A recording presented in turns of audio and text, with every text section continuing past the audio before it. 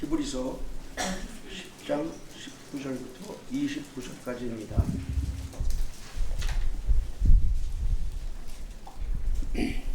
그러므로 형제들아, 우리가 예수의 피를 힘입어 성소에 들어갈 담력을 얻었나니 그 길은 우리를 위하여 휘장 가운데로 열어놓으신 새로운 살 길이요, 휘장은 곧 그의 육체니라.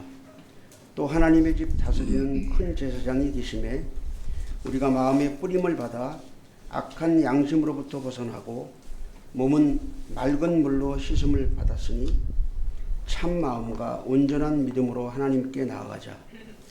또 약속하신 이는 믿으시니 우리가 믿는 도리의 소망을 움직이지 말며 굳게 잡고 서로 돌아보아 사랑과 선행을 격려하며 모이기를 폐하는 어떤 사람들의 습관과 같이 하지 말고 오직 권하여 그날이 가까움을 볼수록 더욱 그리하자. 우리가 진리를 아는 지식을 받은 후 짐짓 죄를 범한 즉 다시 속지 않은 제사가 없고 오직 무서운 마음으로 심판을 기다리는 것과 대적하는 자를 태울 맹렬한 불만 있으리라. 모세의 법을 폐한 자도 두세 증인으로 말미암아 불쌍히 여김을 받지 못하고 죽었거든. 하물며 하나님의 아들을 짓밟고 자기를 거룩하게 한 언약의 피를 부정한 것으로 여기고 은혜의 성령을 욕되게 하는 자가 당연히 받을 형벌은 얼마나 더 무겁겠느냐, 너희는 생각하라. 아멘. 모이기에 힘쓰지 말라는 제목으로 오세준 형제의 설교가 있겠습니다.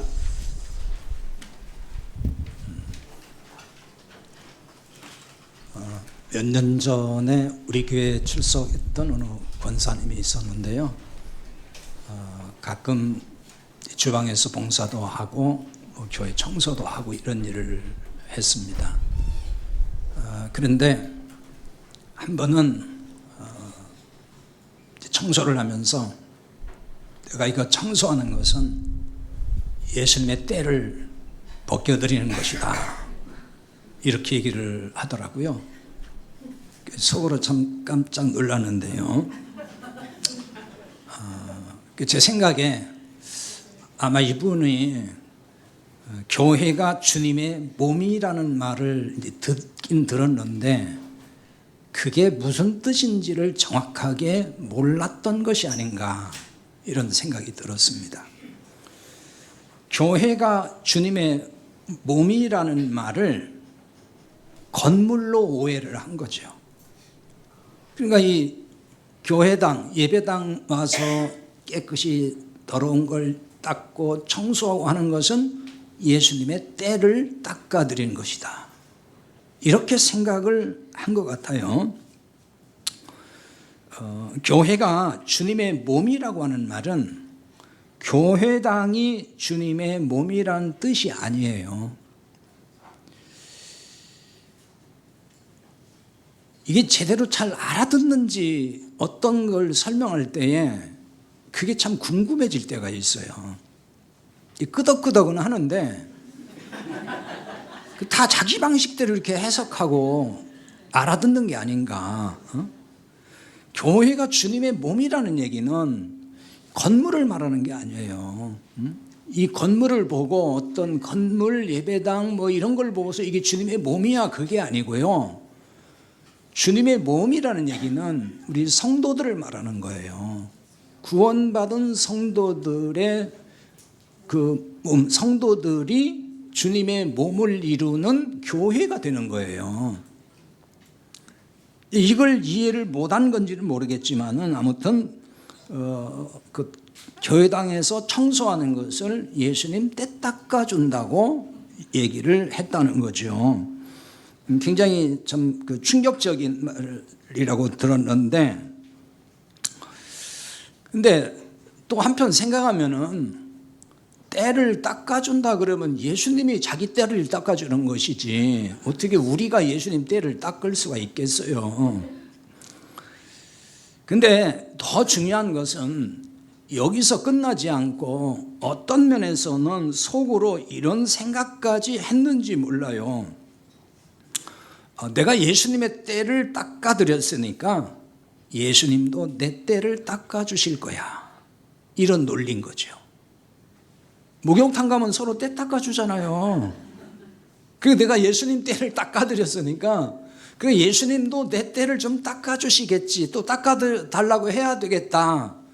뭔가 그런 마음이 속에 있지 않았을까 이런 생각이 들었습니다. 근데 이게 그냥 웃을 일은 아니에요.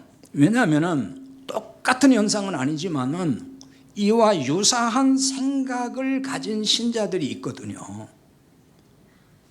뭐 여러분은 아닐지 모르지만은 많은 교회에 이런 신자들이 여전히 있어요. 그러니까 예를 들면은 이런 신자예요. 자, 교회에서 열심히 주님을 위해서 충성한다고 하잖아요. 다 주님을 위해서라고 열심히 해요. 충성해요. 봉사합니다. 근데 왜 그걸 하느냐? 그래야만 내가 지은 죄도 용서받을 수가 있고 또 그래야만 하나님께 복을 받을 수 있다고 믿는 신자들. 그렇게 믿는 신자라 그러면은 내가 여기 와서 청소하는 게 주님 때 닦아드리는 것이고 그러므로 나도 때를 닦을 수 있다라고 생각하는 거가 뭐가 다르겠어요. 같은 거예요.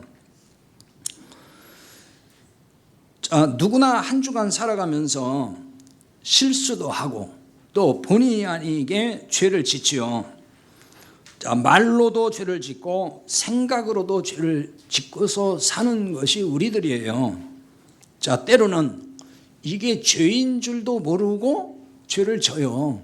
어느 날 또 깨달아요. 아, 내가 그거 죄인 줄 몰랐는데 이게 또 죄였구나. 이게 내 잘못하는 거구나. 이렇게 어느 날 깨달아질 때도 있잖아요. 그래서 매일매일 짓는 죄를 내가 깨끗이 씻어내야만이 그래야 구원받는 것이다. 이렇게 주장하는 이들이 한국교회 안에 많이 있습니다. 옷을 깨끗이 이렇게 빨듯이 매일 죄에서 깨끗하게 해야만 그래야 구원에 이르는 것이다. 이렇게 얘기하는 사람들이 많아요. 그런데 이런 죄에서 깨끗해지려면은 매일같이 매일매일 순간순간 회개해서 용서받아야 된다. 이렇게 얘기를 하죠. 이런 신자에게는 어떤 마음이 또 자리 잡을 수 있냐면은 그냥 맨입으로 용서해달라고 하면 그 염치가 없다. 세상에 공짜가 없는데 그 어떻게 내가 그냥 하나님 앞에 아무것도 드린 것도 없이 맨입으로 그냥 하나님 제 잘못을 용서해 주세요. 그것도 한두 번이지. 매번 그러잖아요. 매주일마다 그러잖아요. 그러니까 하나님 앞에 뭉텅이 헌금이라도 이렇게 드리고 또 교회에 와서 열심히 봉사도 하고 그래야 그리고 나서 용서해달라고 해야 이게 염치가 좀 있는 거지. 아무것도 안 하면서 하나님 제가 잘못해서 용서해 주세요. 한두 번이지 매번 그렇게 하는 게 염치가 없다고 생각할 수 있다는 거예요. 그런 신자들이 실제 있어요. 그러니까 교회에서 열심히 내가 뭔가를 바치고 봉사를 열심히 하고 그리고 나서 용서를 구해야만 하나님이 내 죄도 그나마 잘 용서해 주시지, 맨입으로 그냥 용서만 해달라고 하면 과연 용서를 해줄까, 이런 생각을 품고 있다는 거죠. 한국교회는 이런 마음으로 교회 다니고 예배 참석하는 신자들이 의외로 많아요. 여러분들은 아니라고 하겠지만은 다른 교회 보세요, 많습니다. 이들은 매일 죄를 회개하여 용서받아야만이 구원받는다고 믿는 신자들이에요. 이렇게 가르치는 교회가 많죠. 그냥 수두룩해요. 이런 가르침의 영상이 또 유튜브에 많이 올라와 있더라고요. 이런 종류의 설교와 이런 논리로 주장하는 영상들이 수없이 인터넷 공간에 돌아다니고 있어요. 구원받았어도 매일같이 죄를 철저하게 회개해서 용서받아야 한다는 거죠. 그래야 그게 구원이 되는 거지. 그냥 구원 한번 받았다 그래가지고 그게 무슨 영원히 구원이 되는 거냐, 절대 아니다, 이렇게 가르치고 설교하는 설교자들 굉장히 많습니다.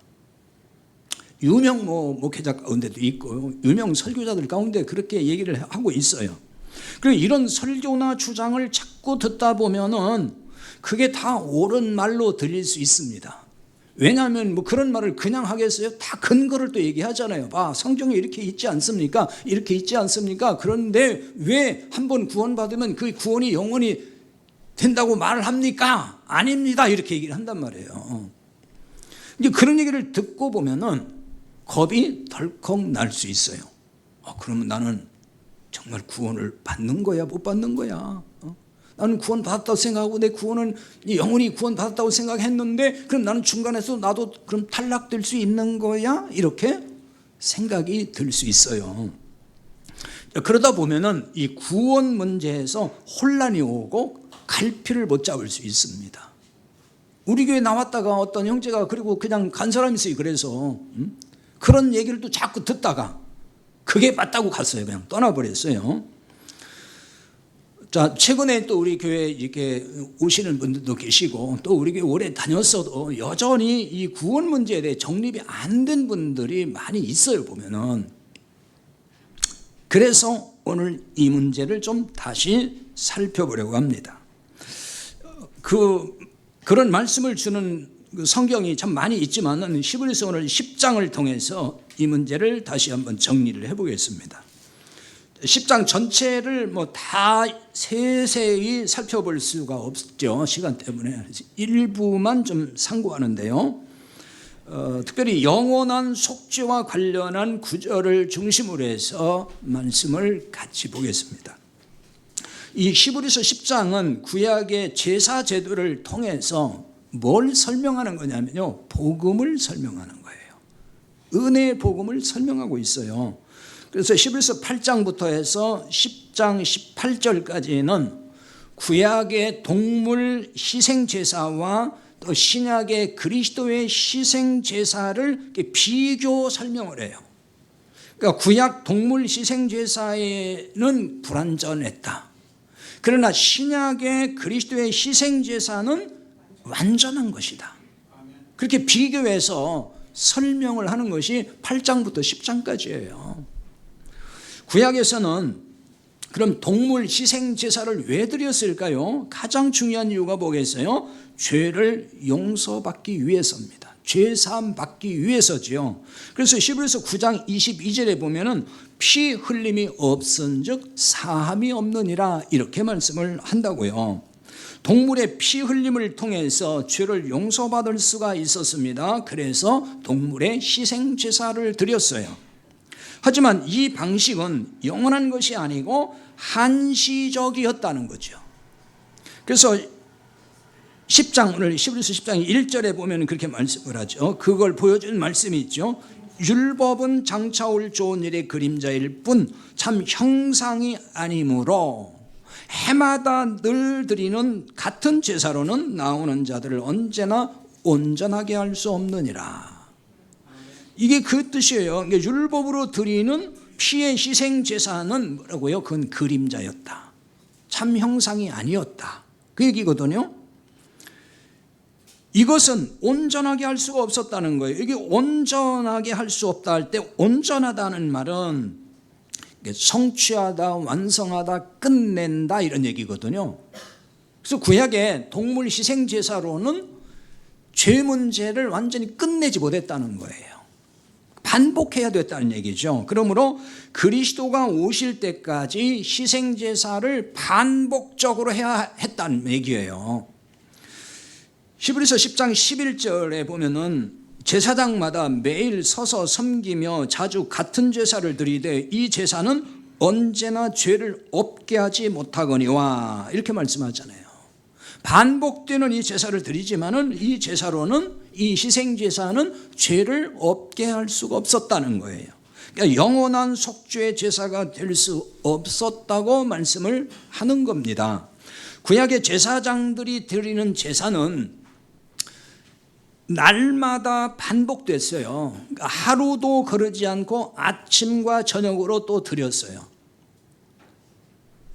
민수기 28장 3절에서 4절에 보면은 그들에게 이르되 너희가 여호와께 드릴 화제는 이러하니 1년 되고 흠없는 순양을 매일 2마리씩 상번제로 드리되 어린 양 한 마리는 아침에 드리고 어린 양 한 마리는 매 해질 때에 드릴 것이요. 이런 말씀이 있어요. 출애굽 29장 38절 39절에도 똑같은 말씀이 나오는데요. 이 말씀을 이제 많은 그 설교자가 하나님 앞에 아침 저녁으로 예배해야 된다는 뜻으로 이걸 해석을 하기도 하고 또 이렇게 적용을 많이 해요. 과거에는 주일에 저녁 예배 있었잖아요. 그때도 그런 근거를 이런 데서 찾아서 얘기를 했어요. 저녁에 드리는 번제가 있었다. 그러니까 저녁 예배 드려야 된다. 그래서 지금도 이런 걸 가지고 주장하는 분들이 있다고요. 이런 말씀을 가지고. 그리고 아침 저녁, 그러니까 이렇게 아침 저녁으로 매일같이 예배를 해야 된다. 또 매일같이 하나님 앞에 그렇게 뭔가 드려야 된다, 뭐 헌신해야 된다, 이런 말씀으로 이걸 많이 인용하기도 해요.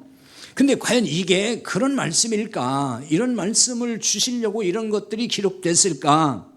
이 말씀은 이렇게 매일 희생 제사를 해도 영원히 죄를 없앨 수가 없었다라고 하는 것을 그거 보여주는 거예요. 그러니 그리스도의 십자가 희생 제사만이 영원히 죄를 사함받게 한다는 얘기죠. 그래서 오늘 히브리서 10장 12절에 보면은 오직 그리스도는 죄를 위하여 한 영원한 제사를 드리시고 하나님 우편에 앉으사, 이렇게 말씀을 합니다. 영원한 제사 보겠어요? 영원한 용서를 위한 십자가의 죽음을 의미하는 거예요.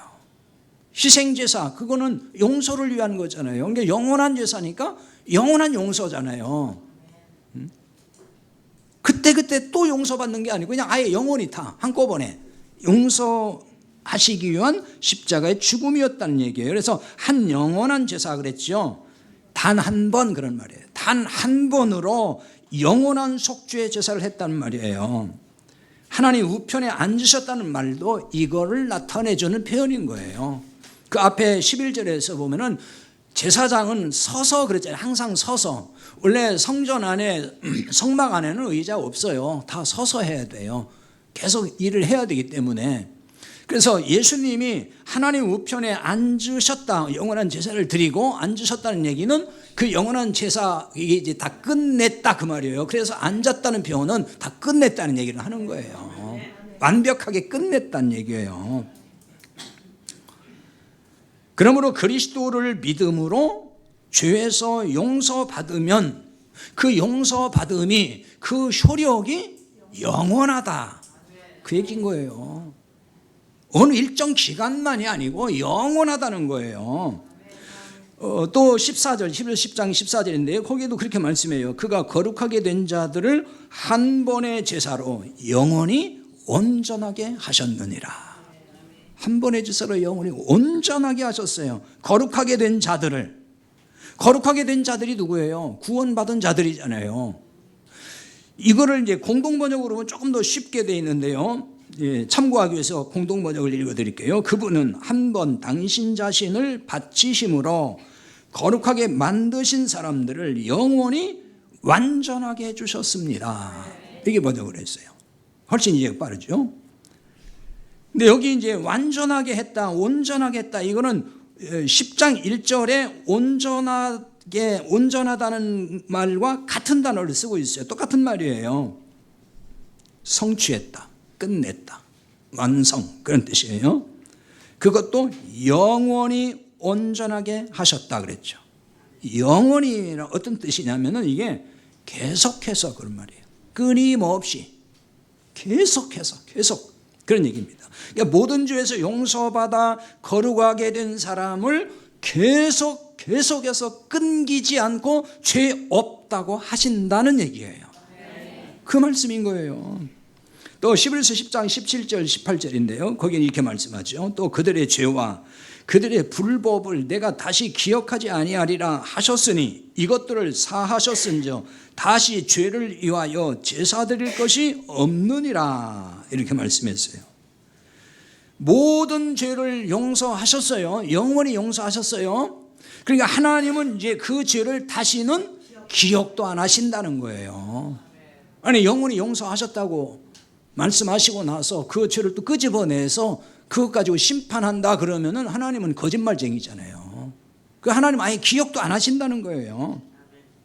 따라서 죄를 용서받기 위하여 희생 제사가 더는 필요 없게 되었다는 얘기죠. 그러니 죄를 짓고서 용서해 주세요 라고 하지 않아도 된다 안 된다요? 된다예요.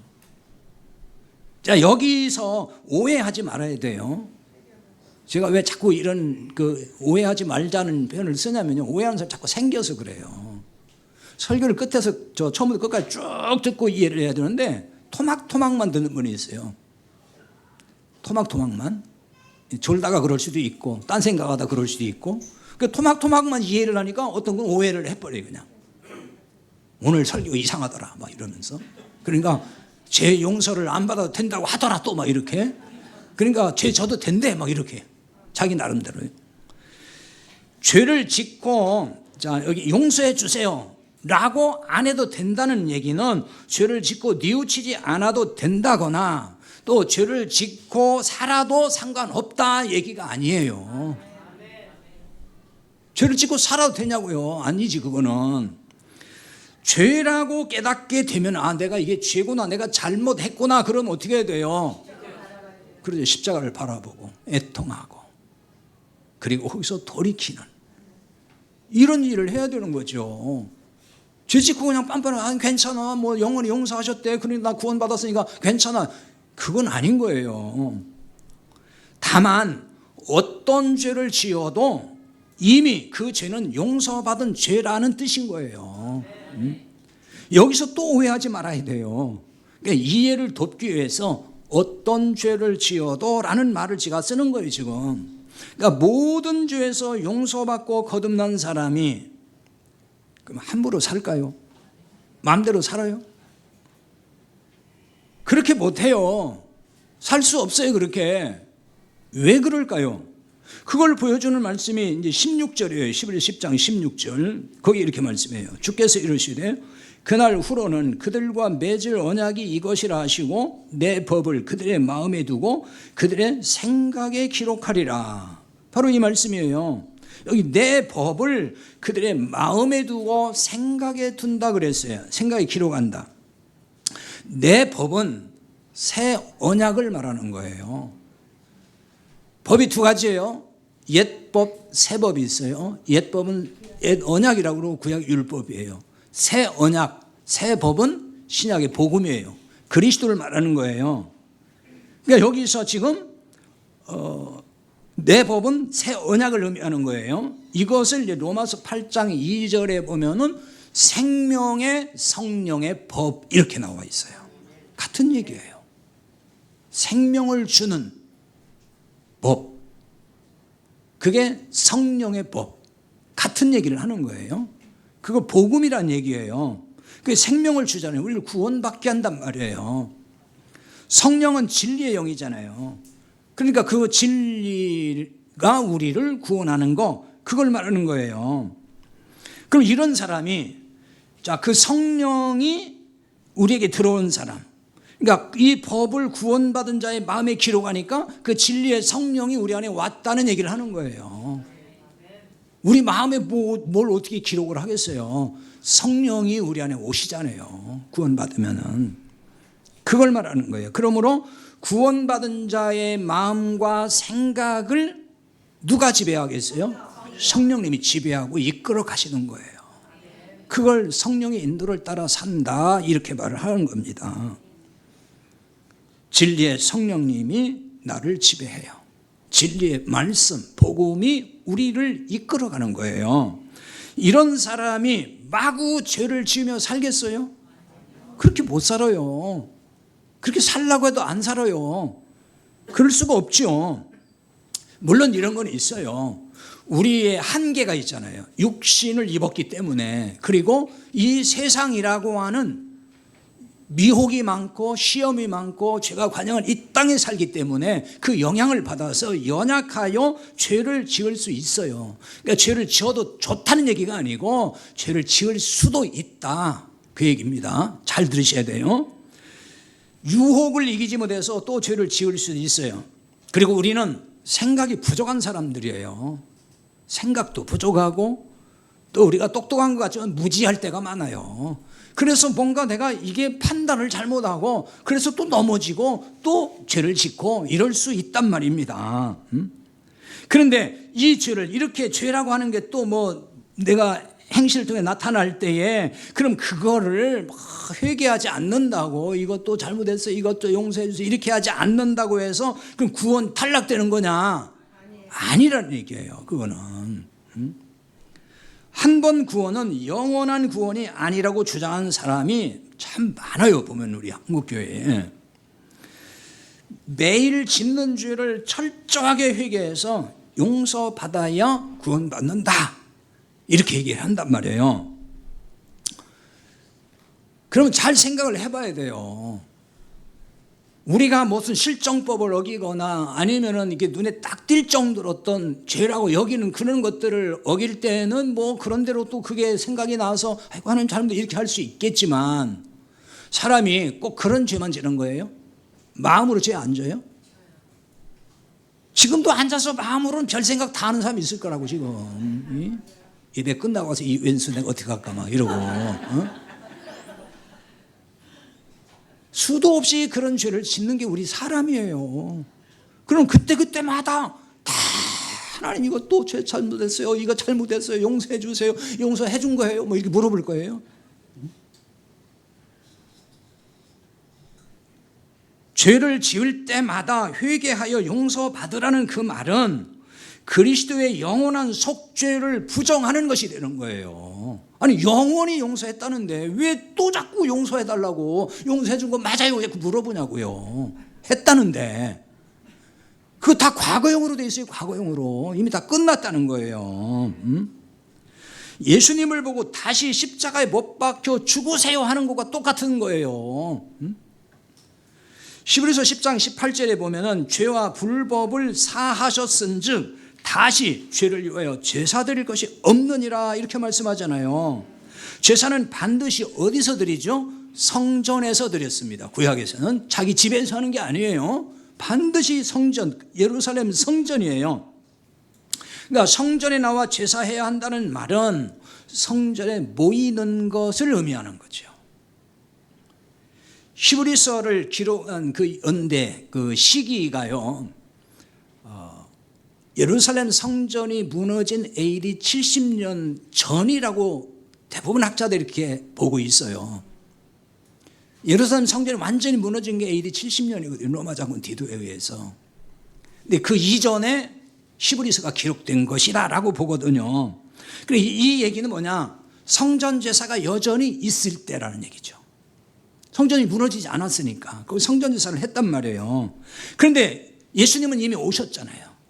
무너지지 않았어도 예수님은 오셨고 이미 승천하셨어요. 그러니까 복음을 전하는 사람들은 예수님이 오셔서 그리스도가 오심으로 이제 성전 제사 폐지됐다 이렇게 말을 한단 말이에요. 그 복음을 전할 때 그 얘기 하잖아요. 더 이상 성전에 가서 희생제물 드릴 필요 없다 이렇게 얘기를 해요. 그러면은 유대인은 말할 것도 없고 그 영향 아래 있고 여전히 희생제사를 드려야 된다고 생각하고 믿는 사람들은 거기에 대해서 발끈하겠죠. 무슨 말이냐? 성전이 있는데 기독교 안에 교회 안에는 유대인들이 초기에는 유대인들이었어요. 그런데 그들 가운데는 여전히 성전 제사를 드려야 한다고 믿는 사람도 있었다는 거예요. 예수를 믿되 그 일도 해야 된다. 이런 생각을 가진 사람들이 있었다는 거죠. 그러니까 이들을 향해서 이제는 성전에 모여서 제사할 필요가 없다. 더 이상 그건 할 필요 없다. 이렇게 가르쳐 주는 것이 히브리서이기도 해요. 히브리서는 여러 가지 복음을 말씀하지만은 바로 그런 자들에게는 해당되는 말씀인 거예요. 그래서 모든 그 제사제도 폐지되기 때문에 그거 이제 할 필요 없고 그러니까 우리가 성전에 가서 모일 필요도 없게 됐다. 그 얘기인 거예요. 그러니까 25절이 바로 이런 뜻으로 하신 말씀인 거예요. 25절은 굉장히 유명한 말씀이에요. 많이 아주 그냥 외치는 말씀이죠. 모이기를 폐하는 어떤 사람들의 습관과 같이 하지 말고 오직 권하의 그날이 가까움을 볼수록 더욱 그리하자. 그러니까 잘 안 모이면 이런 말씀 하잖아요. 모이기를 폐하는 어떤 사람의 습관과 같이 하지 말고 서로 권해서 열심히 모입시다. 모이기에 힘써야 된다. 이런 얘기 많이 하는 말씀으로 이걸 많이 인용하잖아요. 근데 이 말씀은 사실 원래 그 뜻으로 준 건 아니에요. 뭐 교회당에 매번 무슨 모임 열심히 다 막 모여야 된다. 그리고 모이기에 힘써야 된다. 그래야 그게 뭐 구원받는 거다. 뭐 이런 얘기를 위해서 준 게 아니란 말이에요. 여기 이제 폐하다는 말씀으로 폐하다고 이렇게 번역이 됐기 때문에 그런 오해들이 자꾸 생기는 것 같아요. 여기 폐하다는 얘기는 포기한다는 뜻도 있고 또 뒤에 남겨두고 떠난다, 간다 그런 얘기예요. 그런 뜻이거든요. 여기 남아있는 사람이 있는데 그냥 나는 간다 그러고 갔다는 얘기예요. 그 다음에 습관이라는 말이 있죠. 습관이라는 말은 율법에 따른 관습이나 규례 그걸 의미하는 거예요. 율법에서 나온 습관, 하나의 전통 이런 거 말씀하는 거거든요. 그러니까 25절을 쉽게 풀어 설명하면 이런 뜻이에요. 25절을 이걸 막 원어적으로 막 이렇게 저렇게 하면 복잡하니까 그냥 쉽게 풀어 설명하면 이런 거거든요. 그러니까 성도의 모임이 율법적 제사에 참여하는 자들의 모임처럼 되면 안 된다. 그걸 여기 지금 담고 있는 거예요. 그러니까 율법의 전통에 따라 습관처럼 모이는 그 모임을, 그렇게 모여있는 그 사람들을 그대로 놔두고 오지 말라. 그 얘기인 거예요. 그 모임이 계속되도록 거기에 있는 사람들 놔두고 그냥 오지 말아라. 이런 모임이 되지 않도록 그들을 권면해서 더 이상 그런 모임이 이루어지지 않게 하라. 그 얘기인 거예요. 자, 여기까지만 얘기하면 또 어렵죠. 무슨 얘기지 저게. 이제 조금 쉽게, 그래서 오늘날로 말하면 이게 무엇을 의미하는 걸까? 자, 쉽게 우리가 늘 해봤던 거니까요. 해봤던 얘기를 해야 좀 와닿아요. 여러분도 해봤고 저도 해봤던 거예요. 자, 새벽 기도하죠. 새벽 기도. 우리는 지금 다 멀리서 오셔서 새벽 기도를 못 하고 있는데, 또 이런 얘기하면은 그럼 뭐 새벽 기도 뭐 하지 말라는 게 나쁜 거예요. 뭐 이렇게 할까봐 미리 얘기를 할게요. 뭐 새벽에 가서 기도하는 게 나쁘다는 얘기 아니에요. 기도하는 거 좋은 거예요. 그러나 이런 경우는 문제가 되는 거예요. 그럼 뭐가 문제냐?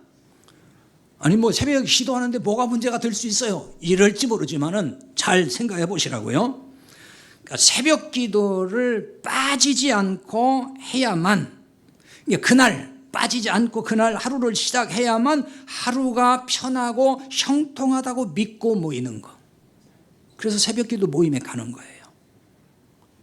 새벽 기도 빠지면은 찜찜한 마음이 들어서 습관적으로 모임에 참석하는 거죠. 오늘 기도를 안 하고 새벽 기도 교회 가서 기도 안 하고 하루를 또 시작하면은 뭐 사고 나면 어쩌지, 또 뭐 일이 잘 안 되면 어쩌지, 뭐 이런 마음. 그러니까 그 마음 때문에, 그런 찜찜한 마음을 가시게 하려고 그냥 피곤한데도 그냥 눈을 비벼가면서 억지로라도 그냥 가서 앉았다 온다 그거예요. 기도하러 오는 것도 아니에요. 찍고 오는 거예요. 그 앉았다 그냥 끝나면 얼른 가버려요. 솔직히 가서 기도하는 사람은 얼마나 되냐고요. 많이 왔다 가지 바로 그냥. 제가 딱 경험한 거 얘기하는 거예요.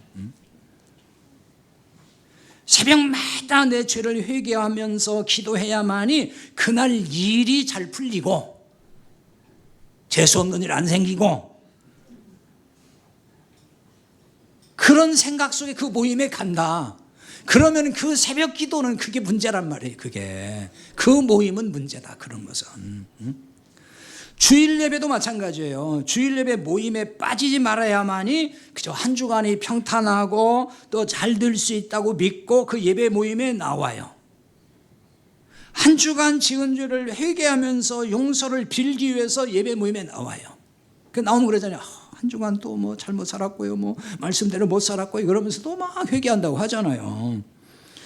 헌금도 하고 교회 봉사도 하고 그래야만이 하나님이 나를 이쁘게 보셔서 나를 잘 돌봐줄 거고, 그리고 또 복도 줄 것이고, 그래서 예배 모임에 나온다면은 그것은 문제다 그거예요. 그러니까 이런 식의 모임을 율법적 신앙에 따른 습관적 모임이라고 하는 겁니다. 이렇게 습관적 모임이 되지 않도록 권면하라는 얘기예요. 무엇으로 그럼 권면해 드릴까요? 진리의 복음이에요.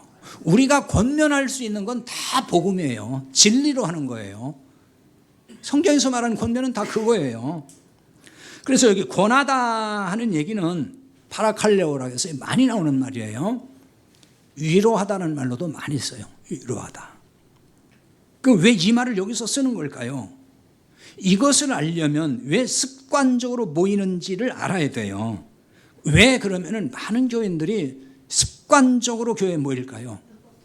모이지 않으면은 불안하고 찜찜하니까 그런 거예요. 참석 안 하면 왠지 찜찜해요. 불안해. 마음이 편하진 않아요.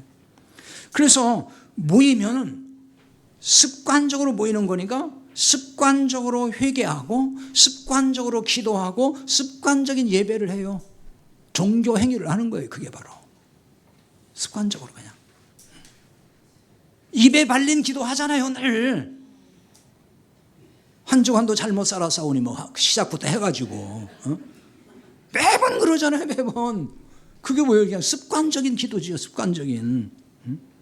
아무런 것도 없는.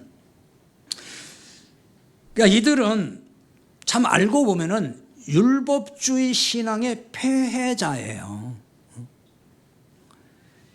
그래서 이들에게 필요한 게 뭐겠어요? 복음의 진리예요. 이들은 복음이 없기 때문에 자유로움이 없어요. 율법의 억압을 당하고 있는 거죠. 그래서 이런 사람들의 특징이 뭔지 아세요? 뭔가를 해야 돼요. 교회당에 나와서 내가 뭔가를 하지 않으면 불안해요. 그리고 불편해요. 아마 여러분 과거에 그렇게 많이 했을 거예요. 뭔가 해야 돼. 안 하면 뭔가 찜찜하고 불안하고. 그러니까 습관적 종교 행위를 통해서 스스로 유한 삼는단 말이에요. 그러니까 하면은 뿌듯해져. 내가 그래서 오늘 가서 뭐 교회 청소도 했고 성가대도 섰고 또 봉사도 했고 그래 나 잘했어 오늘. 잘했어. 스스로 속에 유한 삼는다니까요. 근데 그런 걸 안 하면은 왠지 찜찜하고 불안하고 내가 이래가지고 내가 이걸 믿음이라고 할 수 있어? 내가 이래가지고 복을 받겠어?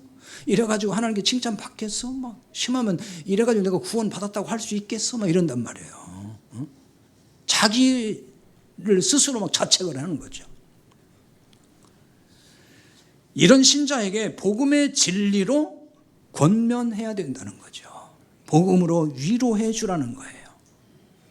종교 행위를 하지 않으면 불편해하고 근심하니까 심지어 두려워하고 있으니까 그렇지 않다, 그게 아니야 라고 복음을 알려주는 거예요. 그게 위로예요. 다른 게 위로가 아니에요. 복음의 진리를 깨닫고 알아야만이 위로가 되고 평안과 자유를 누리게 돼요. 복음의 진리가 없으면요 평안이 없어요. 자유롭지 못해요. 율법적 습관에 매인 신자들이 여기서 벗어나도록 복음으로 위로하고 격려해야 된다는 말씀을 지금 하는 거예요. 그래서 진리 안에서의 자유로움이 있는 모임이 되어야 한다. 진짜 구원받은 사람의 모임, 복음이 있는 신자의 모임이 되어야 한다는 얘기를 하는 거예요 지금. 그렇지 않고 율법적 습관의 모임만 갖고 살다 보면은 어떤 일이 발생할까요? 만약 율법적 습관으로 종교 생활을 계속한다 그러면은 어떻게 되겠느냐는 거예요. 이런 종교 생활을 하는 신자도 다 예수님을 믿는다고는 말을 해요. 교회 나온 사람 치고 예수님 안 믿어야 하는 사람 어디 있어요? 다 믿는다고 말하죠. 그런데 믿는다고 하는데 뭘 의지하죠? 율법의 행위를 의지해요. 내가 뭔가를 해야 된다고 생각한단 말이에요. 율법의 행위예요 그게. 이런 점을 두고서 복음을 모른다고 말하는 거예요. 다른 얘기가 아니에요. 예수님 나를 위해 죽으셨대요. 그러니까 나 복음할 그게 아니에요. 그거 안다는 사람이 왜 내가 내 의를 이루어 가려고 하냐고요. 열심히 뭘 해서. 그러니까 그건 복음을 모르는 거예요, 그게. 그러니까 복음을 모른다는 말은 복음을 깨닫지 못하고 믿지 못하는 걸 의미하는 거예요. 실상은 믿지 않는 거거든요. 믿는다고는 말을 하지만 믿는 건 다른 게 아니죠. 그냥 믿으면 복 받아, 그런 거 믿는 거지. 만약 이런 신자가 된다면 무서운 심판을 피할 수 없게 된다는 얘기예요. 만약입니다. 만약. 그걸 알려주는 게 26절, 27절이에요. 26절, 27절 보겠습니다. 우리가 진리를 아는 지식을 받은 후 짐짓 죄를 범한 즉 다시 속죄하는 죄사가 없고 오직 무서운 마음으로 심판을 기다리는 것과 대적하는 자들을 태울 맹렬한 불만이 있으리라. 바로 이 말씀인데요.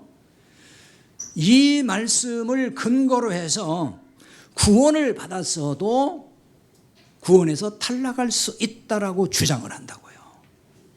구원 탈락을 주장하는 사람들 바로 이런 말씀 때문에 그러는 거예요. 이걸 그대로 지금 번역 그대로만 보니까 그러는 거예요. 근데 이대로 보면은 이 말이 그렇게 읽혀지기 마련이에요. 그렇잖아요.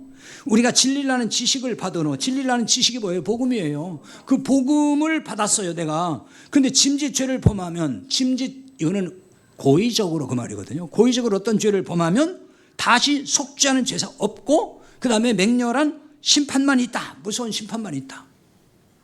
속죄하는 죄가 없다. 그러니까 용서받을 길이 없다는 얘기잖아요. 그러니까 이건 뭐예요? 구원 탈락이지 뭐. 복음을 받고 구원 받았는데 이렇게 되면 구원 탈락. 그래서 이 말씀을 그렇게 그냥 이대로 해석을 해서 봐라. 이런 말씀을 왜 모르냐. 구원 받았다고 영원히 구원? 어림도 없어. 이렇게 되면 탈락할 수 있는 거야. 이렇게 얘기한다는 거죠. 그러면 과연 이 말씀이 그런 뜻일까?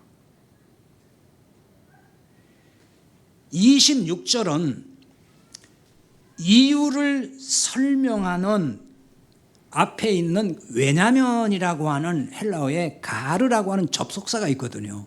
그걸 빼놓고 번역을 했어요. 그러니까 지금 26절에 우리가 진리를 아는 그 할 때 그 앞에 뭐가 있어야 되냐면 왜냐면이란 말이 들어가야 돼요.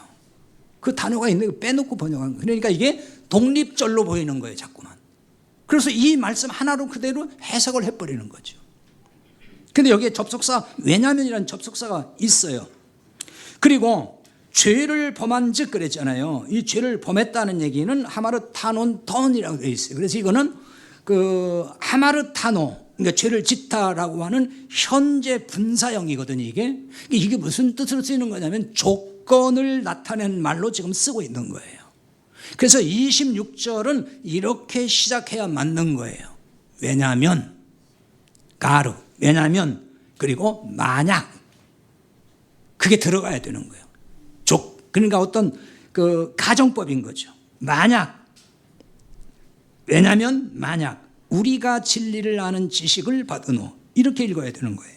그래서 영어 성경도 대부분 다 그렇게 시작을 해요. 우리말 성경만 이렇게 번역을 해놓은 거예요.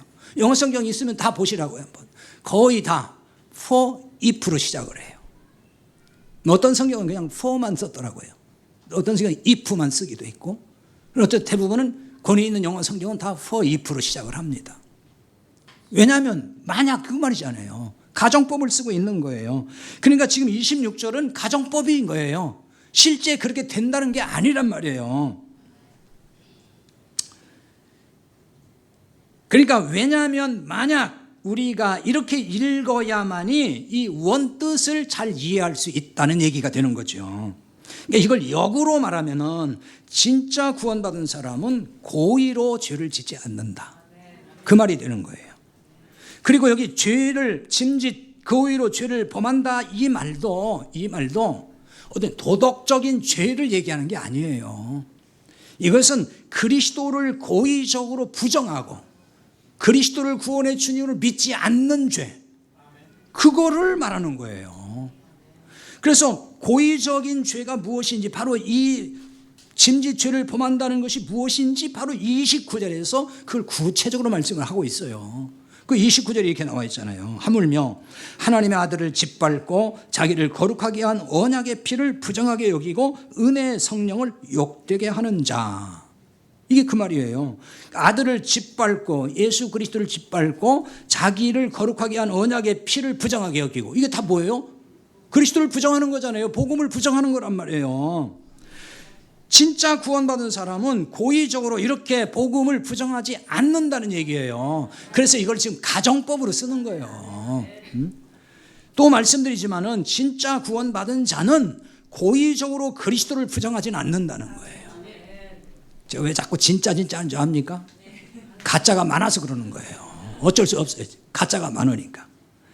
만약에 이런 죄를 고의적으로 진다면 어떻게 구원을 받겠느냐. 26절이 그 말씀인 거예요. 만약에 우리가 이런 죄를 진다면 어떻게 구원받겠느냐, 그 얘기지.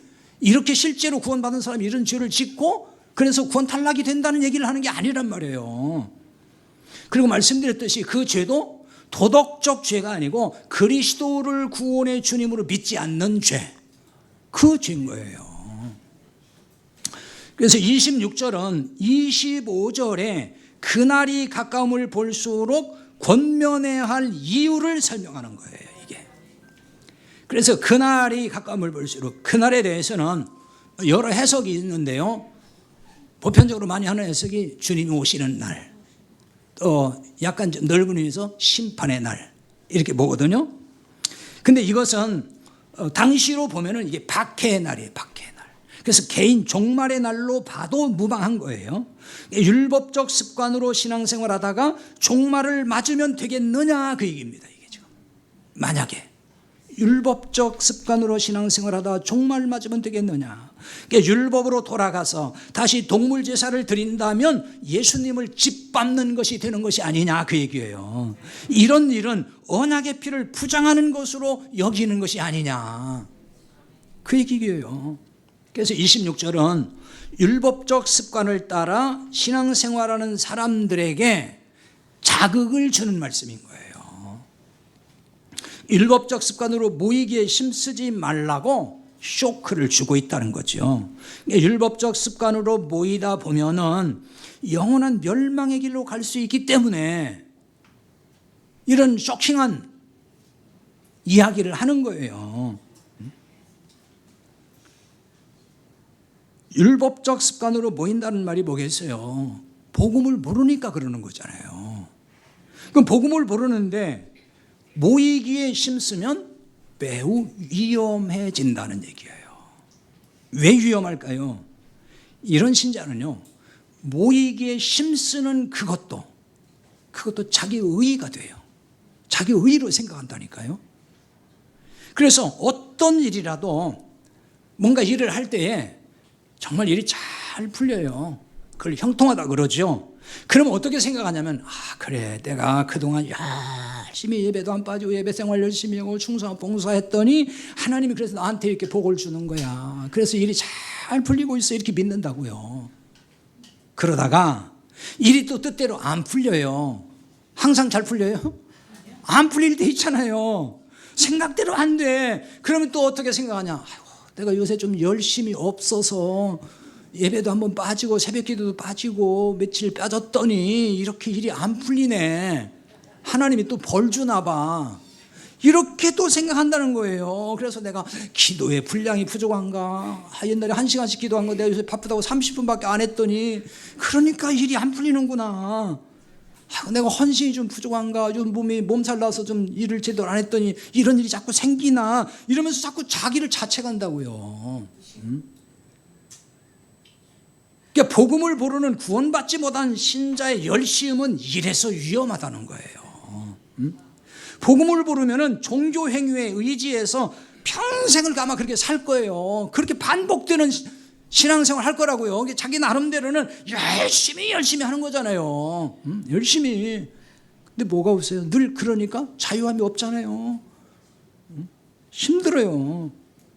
그러니까 그 사람은 마지막 어떻게 되겠어요? 마지막 멸망인 거예요. 구원과 상관이 없잖아요. 그러니 이런 율법적 열심이 얼마나 위험한가 하는 거예요. 그러면 복음을 깨닫고 구원받은 사람은 모이는데 관심도 없고 모이지 말고 안 모여도 되고 뭐 이런 겁니까? 복음을 깨닫고 구원받은 사람은 모이는데 관심 있겠어요, 없겠어요? 관심 많아요. 관심 많습니다. 그럼 모이기에 힘쓴다고요. 율법적 습관으로 모이기에 힘쓰는 것과는 차원이 다른 거예요. 이거는 복음을 깨달은 사람의 모임은 기본적으로 자유로움이 있어요. 그리고 거기에 기쁨이 있죠. 여러분 중에는 많은 분들이 정말 먼 데서 오시잖아요. 먼 길을 마다하지 않고 차를 1시간, 2시간씩 타고 오시고 비가 막 쏟아져도 오시고 그 여기까지 이렇게 와서 여기 모여가지고 이 모임을 갖고 예배하는 이유가 뭐예요? 예. 내가 뭐 먼 길을 이렇게 열심을 다해서 오고 정성을 다해서 예배하고 그러면은 하나님이 막 감동하실까봐 그러는 거예요? 하나님을 내가 오늘 감동시켜야만이 내가 오늘 복을 받는 거야. 막 이런 측면에서 그러냐고요. 그런 거 아니잖아요. 여러분은 그래서 오신 분 아무도 없을 거예요. 이런 이유로 여기에 모인 분들 정말 하나도 없을 거예요. 우리는 단 한 가지 진리의 복음 때문에 이곳에 모였어요. 그렇죠? 솔직히 여기에 뭐 선한 게 뭐가 있습니까? 뭐 편리한 시설이 있어요. 뭐가 있어요? 뭐 식사가 편하기를 해요. 뭐 온통 불편한 것 뿐이잖아요. 근데 여기에 다 멀리서 오십니다. 진리의 목마른 형제 자매들이 이곳에 모였다고 봅니다. 우리는 복음 안에서 그리스도 안에서 그러니까요 형제 자매로 만났어요. 아니에요?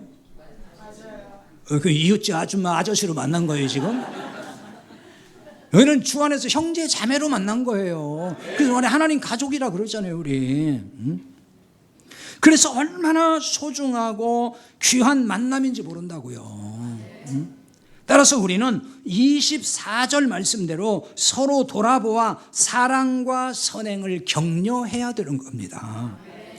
돌아보아라는 말이 있어요. 서로 돌아보아. 이 돌아보아라는 말이 어떤 뜻이냐면요 지각한다는 거예요. 깨닫는다. 깨닫고 발견한다. 아 이거구나 이렇게 깨닫고 발견하는 거예요.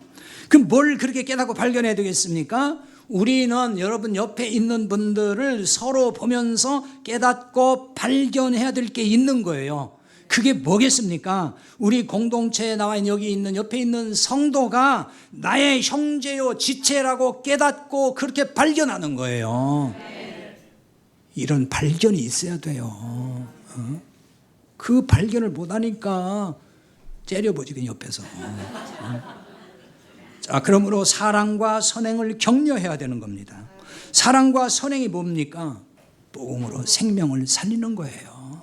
성경의 사랑과 선행은 다 그거예요. 그 얘기하는 거예요. 이것이 구원받은 사람이 해야 할 사랑과 선행, 복음으로 생명 살리는 일이에요. 이 일을 하도록 서로 격려해야 된다는 거거든요. 이 격려가 뭐냐? 자극이란 뜻이에요. 근데 쓸데없는 걸로 자극은 하지 마세요. 왜 이렇게 커졌어? 뭐 이렇게 하면서. 그 불필요한 걸로 사람 자극하면 안 돼요. 여기서 자극은 그런 얘기가 아니에요. 사랑과 선행을 행동으로 옮기도록 자극제 역할을 서로 하는 거거든요. 그럼 자극제 역할을 어떻게 할 수 있을까요? 말씀의 교제와 나눔을 통해서 서로에게 도전을 주고 위로와 용기를 주는 거예요.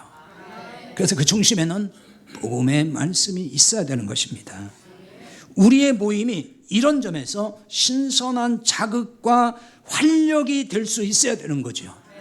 이런 모임이라면은 힘써 모여야 하지 않겠어요? 이런 점에서 모이기를 힘쓰는 우리 공동체 되기를 바랍니다. 기도합시다. 같이 기도하겠습니다.